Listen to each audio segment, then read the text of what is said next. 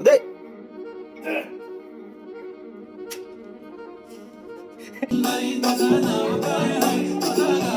Sunday होया Monday रोज खाऊ अंडे.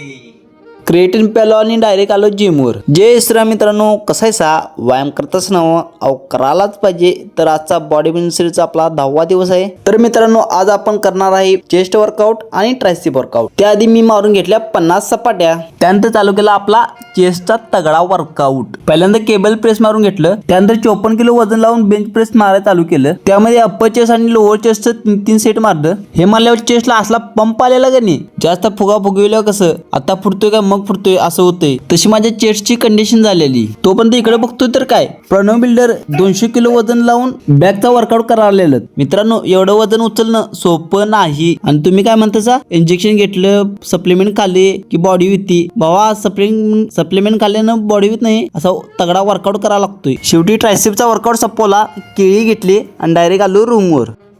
मित्रांनो आज आपण काहीतरी नवीन रेसिपी तयार करणार आहे. चला तर आपण आता 4 अंडी घेतल्यात, 2 चपात्या आणि राईस. याचा आपण काय काय बनवणार आहे आता बघूया. अंड फोडलं आणि दुसरं अंड फोडायला गेलो ते सगळं आलं बाहेर. आता सध्या आयुष्यात हे चाललंय, काहीतरी चांगलं करायला गेलो की काहीतरी खराब होतोयच. खराब झालं मग आपण थांबायचं नाही, त्या चुका दुरुस्त करून परत फुल जोश मध्ये कमबॅक करायचा. त्यात जराशी चटणी टाकायची म्हणजे चव येते. मग असं जरासं ढवळलं, स्टोव पेटवून घेतला आणि आपण सगळं केलेलं मिक्स केलं. पहिल्यांदा चपातीचं तुकडं टाकलं, त्यानंतर भात टाकला.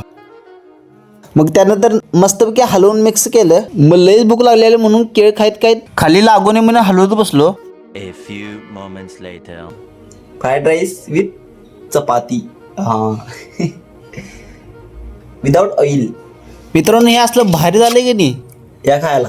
तुम्ही पण रूमवर राहत असला तर हे नक्की ट्राय करा. ही रील्स गायब व्हायच्या आधी भावाला फॉलो करा. खाऊन झाल्यावर वेळ झाली विश्रांतीची. झोपून उठल्यावर आवरलो आणि डायरेक्ट आलो विहानच्या बर्थडेला. इथं आलो तर बघतो काय इथं 2 परींचा डान्स चालू होता.